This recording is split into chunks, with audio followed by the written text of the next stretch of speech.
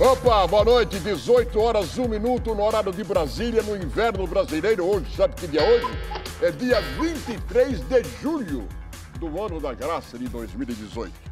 Vamos ver como é que ficou o samba aí depois dessa rodada. Olha só, hein? O Flamengo ganhou, a diferença era 1 ponto, o São Paulo ganhou, continua a mesma diferença, 1 ponto. O São Paulo do líder do campeonato. Depois, Cruzeiro, o São Paulo vai jogar em Belo Horizonte contra o Cruzeiro. Mas depois vai para Belo Horizonte. Quinta-feira e para Belo Horizonte. Primeiro o Grêmio em Porto Alegre. Depois Belo Horizonte, no domingo. Que tem um meu amigo meu que está procurando ingresso para assistir esse jogo em Belo Horizonte. O Atlético que perdeu ontem, no finalzinho, cara, foi negócio de segundos para o Palmeiras, que está com 23, e o nosso Internacional que joga hoje, encerrando a rodada contra... O que ele joga mesmo hoje? Hein, Alex? Contra o Ceará, bom. Contra o Ceará, coitado, está em último lugar da tabela. E para começar rasgando, show de gols. Palmeiras e Atlético Mineiro fizeram um jogão de 5 gols na Arena. A partida foi marcada pelos golaços. A vitória verde veio aos 48 do segundo tempo com Bruno Henrique, que já tinha deixado dele na partida. No Clássico Paulista, o Corinthians conheceu um trator chamado São Paulo. A máquina tricolor foi comandada por Reinaldo, que marcou 2 vezes, e Anderson Martins. O Timão descontou com Jonatas no final. No Clássico Baiano, Zé Rafael, Vinícius, Thiago e Gilberto passaram um trator. Bahia 4, Vitória 1. O gol de honra rubro-negro foi marcado por Lucas. Na Ilha do Retiro, Pedro fez a festa para cima do Sport. Ele marcou os 2 gols da vitória fluminense por 2-1. Um deles foi de letra. O garoto Pedro é o artilheiro do Brasileirão com 9 gols. Foi a vez do Gato em São Januário. O Vasco fez 1-0 para cima do Grêmio. Gol de Andrés Rios. O Vasco segurou o resultado com um jogador a menos desde os 31 do primeiro tempo. Em Curitiba, a vitória magrinha do Paraná diante do América Mineiro. O estreante Rodolfo fez o único gol da partida. No Mineirão, teve virada do Cruzeiro para cima do Atlético Paranaense, que saiu na frente nessa cobrança de pênalti. Gol de Guilherme. No segundo tempo, a Raposa ficou tranquila com os gols de Arrascaeta e do Pirata Barcos. Foi o primeiro dele com a camisa do Cruzeiro. 2-1 Cruzeiro, o placar final. E o Santos está em crise. O time ficou no 0-0 contra a Chapecoense e está a 1 ponto da zona do rebaixamento. A coisa sempre estoura do lado mais fraco. Você dá um carro pro cara, mas não diz para ele onde é que está a chave para ele poder ligar e dirigir o carro.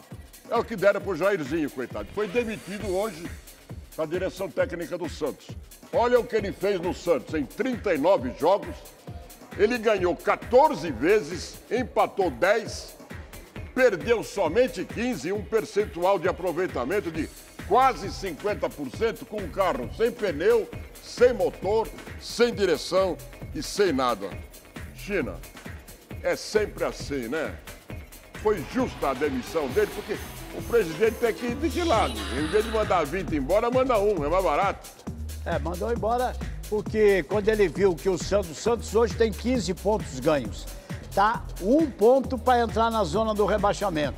Aí o presidente do Santos, que já sofria uma pressão terrível lá para tirar o treinador, ele falou antes ele do que eu, né? Se o time cair e for lá para a zona de rebaixamento, eu tô frito. Aí tirou o Jair, que é um bom treinador, um jeito sério e responsável.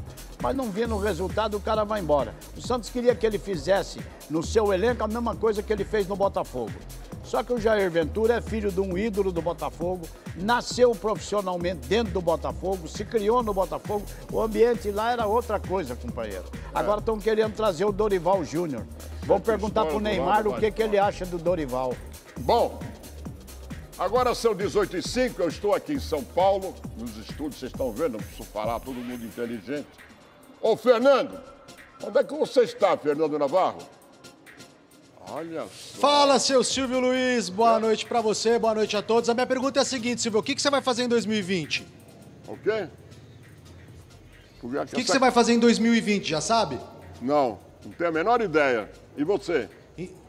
Então eu vou te dar... Eu também não sei, mas eu acabei de receber um convite desses caras aqui, que é a Fernanda Lupo e o Márcio Bortolucci. Eles acabaram de realizar uma expedição sensacional, multiesportiva. Fala um pouquinho pra gente, Fernanda. Na verdade, foi uma expedição... São 6 expedições que duraram 12 meses e foram 6 atividades diferentes. O que vocês fizeram, Márcio?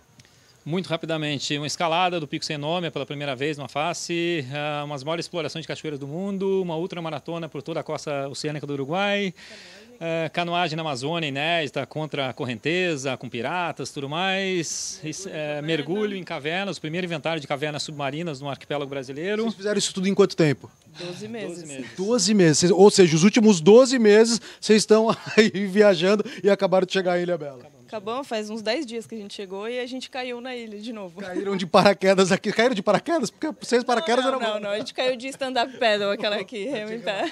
Boa, agora vocês vão dar uma palestra daqui a pouco, se tem uma palestra deles aqui em Ilha Bela, você que está aqui pela região, chega e vem conhecer a história desses caras que é fantástica, sensacional, e eu tô aprontando uma matéria também, mais ou menos na quinta-feira ali pro Rede TV News, você vai conhecer um pouco, não só deles, mas as profissões mais fantásticas do mundo. Eu não posso reclamar da minha também, a minha profissão é muito boa. Pessoal, eu vou lá assistir a palestra de vocês, hein? Com certeza, estamos lá, 6h30 estamos lá. Valeu, Silvio, é isso. Esse daqui é o clima da 45ª Semana de Vela aqui em Ilha Bela. Espero que vocês estejam bem, eu tô aproveitando muito. Daqui a pouquinho tem uma matéria nossa no Rede TV News de hoje com o Amir Klink, que é um cara que também dispensa palavras, né? Um cara que sabe tudo de navegação, um ícone da vela brasileira, um grande explorador também. Vocês vão poder conferir essa matéria daqui a pouquinho no Rede TV News às 7h15. Beleza, Silvio? Eu tô aqui, ó, tô na manha, tô na boa, como sempre. Camisa, beleza? Um abraço, meu. Bela camisa. Na próxima reportagem que eu vou fazer agora, eu quero que você veja o que é um pai bem educado. Cara que ensinou de direitinho pro seu filho como é que quebra o galho da vida. Prestem atenção, meus amigos.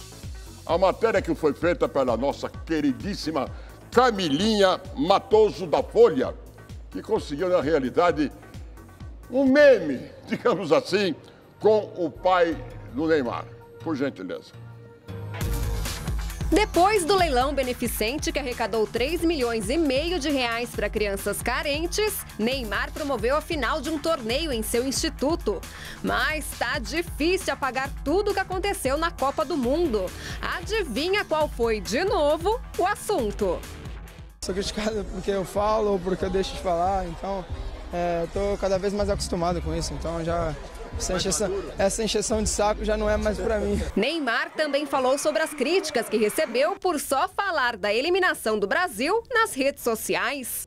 Meu primeiro posicionamento foi por onde eu sempre me posicionei. E agora também. Minha primeira comunicação foi por ali, por onde eu me sinto confortável.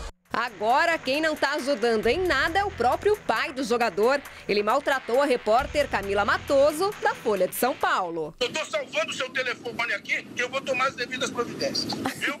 Tudo bem, a pergunta foi feita. Você fez ou não fez a festa? Só essa pergunta. Estava com a sua mãe lá. A festa que eu fiz foi com a sua mãe. Entendi. E você que fez a festa? Com a sua mãe. Educação é um negócio sério, não é verdade? Aliás, aí, é um belíssimo exemplo. Depois a gente se queixa de como o rapaz se comporta. Foi isso que ele recebeu no berço. China, até que ponto essas declarações do progenitor... Acho que ele não sabe o que é progenitor, não estou xingando não, hein? Progenitor quer dizer pai. Que o progenitor do Neymar fez, pode até que ponto prejudicar ainda mais uma imagem completamente desgastada. Bom, eu acho, e todo mundo eu acho que entende assim também, teve um desgaste muito grande por Neymar, uma projeção negativa no mundo inteiro. Eu peço licença aos torcedores, aos telespectadores e a você, que eu não vou falar aqui o que eu acho da atitude do pai do Neymar, porque se eu falar aqui o que eu penso, metade do que eu penso, se eu falar, eu tiro a televisão do ar. E eu não tenho o direito de fazer isso. Entendeu, senhor? Cumprimentar mais uma vez a nossa companheira Camila, que ela nada mais fez do que ir atrás de uma notícia. Ela nada mais fez do que ir atrás de uma notícia e recebeu essa delicada resposta de um cidadão educado que conhece os 4 cantos do mundo através da imagem do filho dele. Vamos agora para o Giro do Esporte. Vamos lá, vamos falar de coisa boa. Giro do Esporte. A FIFA adiou para esta terça-feira o anúncio dos 10 finalistas ao prêmio de melhor do mundo. 3 estrelas do futebol, entre elas Kaká, Parreira e Ronaldo, fizeram a escolha. Será que Neymar entra na disputa? Despedida polêmica na seleção da Alemanha. Ozil deu adeus, dizendo que era alvo de discriminação por ter ascendência turca. A federação negou. O presidente do Bayern de Munique, Uli Hoeneß, apagou o fogo com gasolina. Ele não joga M3 pontinhos há anos. Crime na Argentina. No meio desta briga, o goleiro da base do River Plate, Facundo Espíndola, foi morto com uma facada no peito. O principal suspeito é o atacante do San Telmo, na Rua Oviedo, que está preso. Cacilda, mas olha só. Agora, isso aqui parece briga de nora com... Olha que coisa de 2 caras de mais de 30 anos com esse tipo de discussão depois do jogo. Dá uma olhada aqui. Ricardo de Oliveira falou o seguinte, que eu ouvi e vi depois do jogo com o Palmeiras, o Ricardo, que está no Atlético Mineiro. A gente protege os caras, eles caem. O Edu caiu sozinho.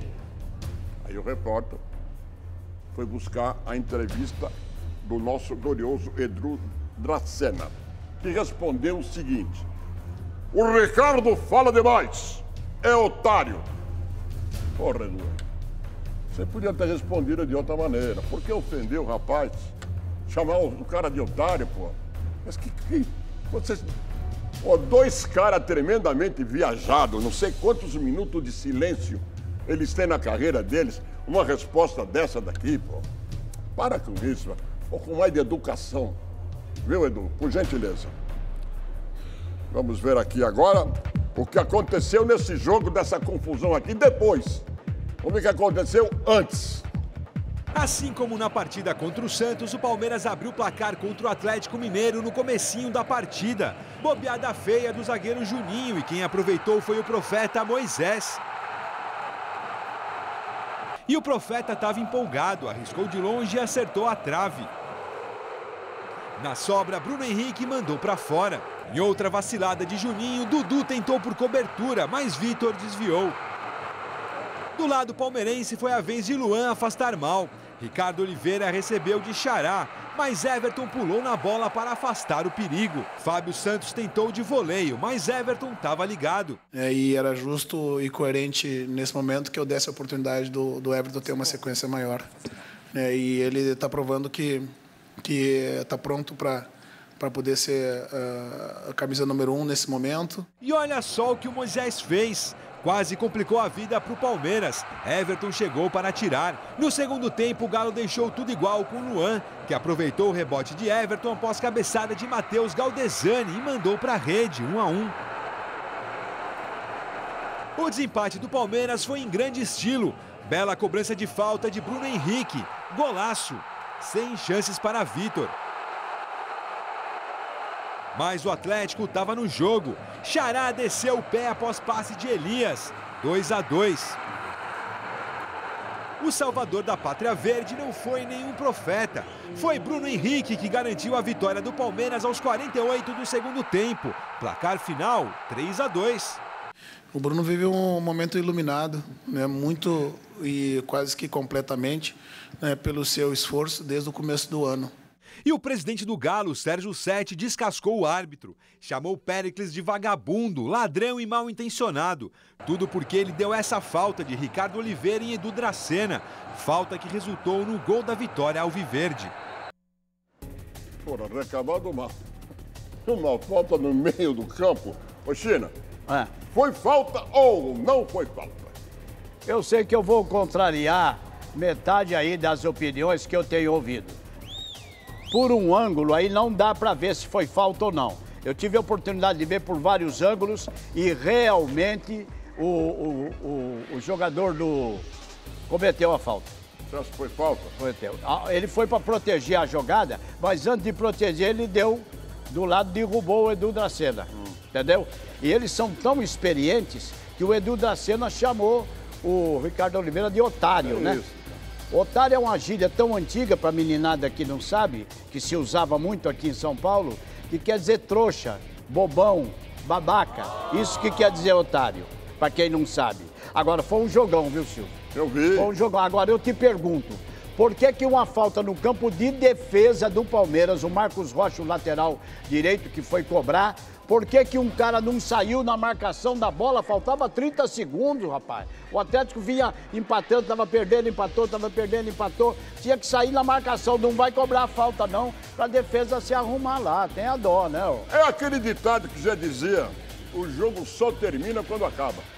Exatamente. Quem dizia isso aí? Vicente Mateus. Vicente Mateus, que foi presidente do Corinthians e ajudou muito o Corinthians. Bom, quem tá, não sei se ele está chateado, eu acho que ele está chateado. Porque, afinal de contas, quando você mexe no bolso, por mais amigo que você seja, as coisas nunca ficam. Quer dizer, vamos ouvir o que o Dudu falou desse negócio de vai não vai. Vamos lá. Mas eu não tô triste. Eu acho que fiquei triste, né? A gente ficar triste e estar triste é diferente. Tô feliz no Palmeiras, sempre fui feliz desde o primeiro dia que eu pisei aqui nesse gramado para me apresentar.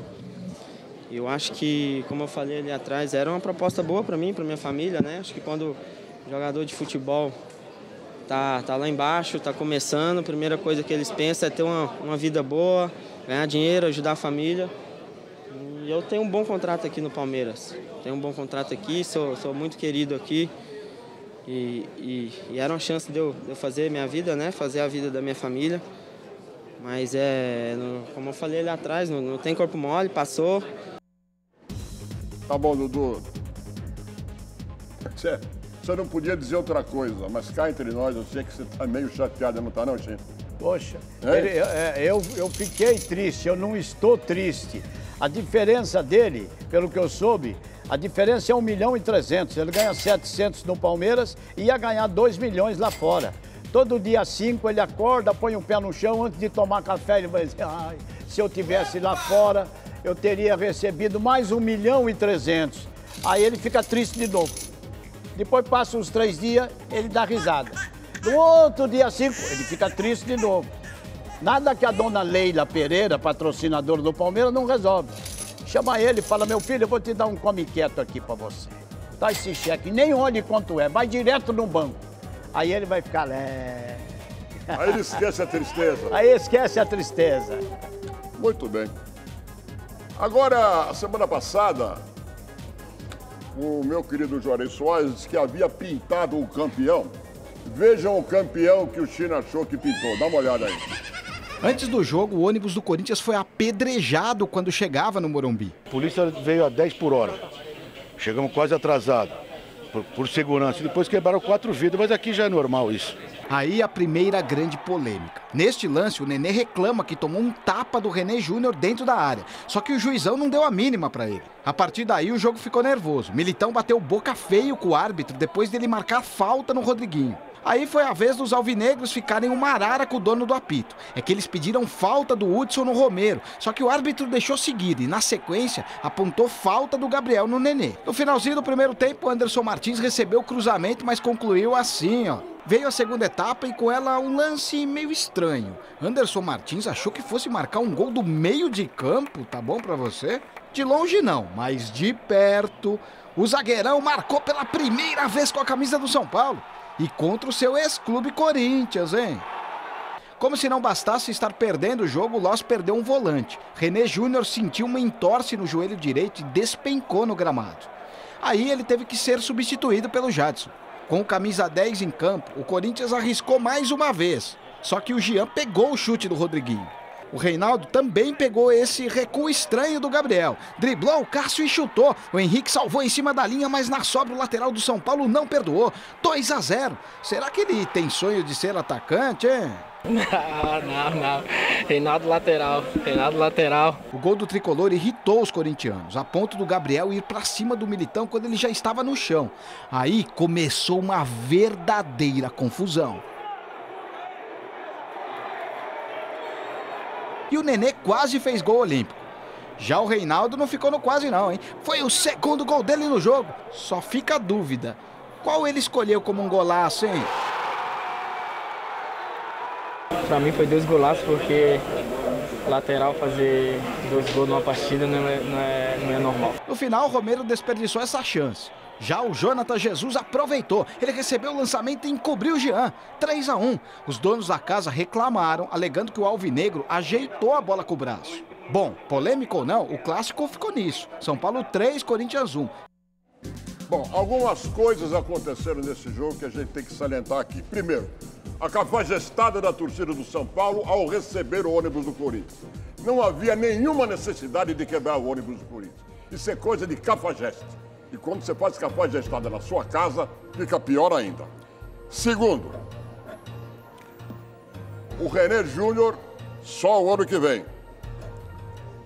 Terceiro, o auxiliar que fica na linha de fundo, não sei se ele viu ou fingiu que não viu, quando a bola tocou no braço do jogador do Corinthians e deu o gol, ele não se virou para o meio de campo, como é a combinação. Pode reparar na imagem que a bola bate no braço do jogador do Corinthians, entra para dentro do gol e ele fica de lado, virado para cá. Virado para cá quer dizer que não foi gol. Quando ele vira para o centro do campo, é sinal que o gol valeu. Mas eu quero fazer uma pergunta. Juarez, pintou o campeão? Eu queria dizer a você, nem com tristeza, nem com alegria, mas o possível campeão brasileiro estava nesse jogo que eu falei aí para você. Vixe! Estava nesse jogo aí. O campeão? O possível campeão estava nesse jogo. Agora, um vai lutar para não cair. O outro vai lutar para ser campeão. Agora, a bola, inclusive no gol do Corinthians, do Jonathan, a bola bateu na mão do Jonathan. O juiz tinha que anular o gol. O lance do gol do Corinthians foi irregular. Sabe quero-quero, aqueles passarinhos que tem no gramado? Sim. Aquele juiz que fica atrás do gol é conhecido aqui em São Paulo como espantalho de quero-quero. O espantalho de quero-quero. Estava lá olhando para a cara do gol e não falou nada pro juiz. Então, você reparou a posição dele? Quando a bola bate no braço e o gol tem que ser anulado, ele tem que ficar virado para lá. Mas ele, quando o gol é válido, ele vira na direção do centro do campo. Ficou de lado. Quer ver de novo? Não, isso aí já passou. Bom, infelizmente o nosso glorioso René Júnior só o ano que vem. Veja aí. Aqui, ó. É aqui, ó. René Júnior. Exames constataram que René Júnior ai, meu Deus do céu, rompeu o ligamento cruzado anterior do joelho esquerdo. O volante será operado nos próximos dias. Isso aqui é especialidade do Joaquim Grava. E toda a torcida do Corinthians, o site do Corinthians, Força René, quer dizer, sabe o que é ligamento cruzado? O que é? Aquele negócio que depois de uma certa idade, quando o cara acorda de manhã cedo, que tá frio, ele vai levantar da cama e não aguenta. Dá um estalo aqui, aí o cara não aguenta. Mas sabe quem conserta isso bem? O doutor, o médico do Corinthians. Joaquim Grava. Doutor Joaquim. Chefe do departamento médico. Especialista em joelho. E o Rodriguinho ficou sabendo, não, ele não, claro, mas a torcida do Corinthians ficou sabendo que ele não joga mais no Corinthians. 22 milhões. Dá uma olhada. Ele entrou em campo com um sentimento diferente. Rodriguinho fez o último jogo dele com a camisa do Corinthians. Foi diferente, né? Na verdade, a gente acertou antes do jogo e eu estava muito preparado para jogar, focado, por ser um clássico, por ter toda uma história. Tudo porque, uma hora antes da partida, o Pirâmides do Egito anunciou nas redes sociais que contratou o meia do Corinthians. Nós já tínhamos recusado 2 propostas e essa o jogador deu aceite. Nós queríamos a parte nossa maior, porque a proposta acho que é 6 milhões, e nós quisemos 4 milhões da nossa parte, os outros 50% eles acertaram com eles. O que assusta na transferência são os valores. O clube pagou 22 milhões de reais pelo atleta.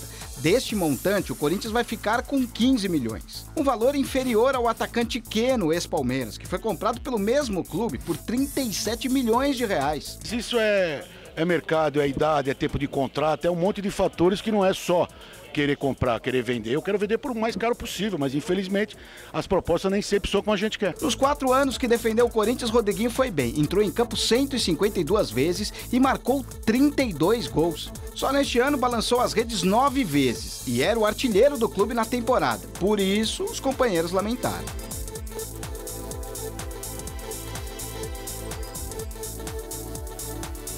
Ninguém gosta, né, de perder um companheiro de equipe, principalmente ainda um jogador como a altura do Rodriguinho. Infelizmente acontece, eu não sei como é que foi a negociação, como é que estava o andamento da negociação sobre isso, mas é um jogador que vai fazer falta. Muito feliz por tudo que eu vivi aqui, por ter conseguido títulos, por ter feito gols, por ter ajudado o Corinthians. Bem emocionado, Rodriguinho também lamentou que a saideira não aconteceu na Arena Alvinegra. Tá vendo que eu tô falando até meio pausado, né, pra tentar segurar a emoção, mas eu também queria fazer um jogo em Itaquera, né, perto da torcida, de poder agradecer a todos. Se Deus quiser, eu pretendo voltar ainda. Ele vai embora com a promessa de um dia voltar para fazer novamente a nação alvinegra sorrir.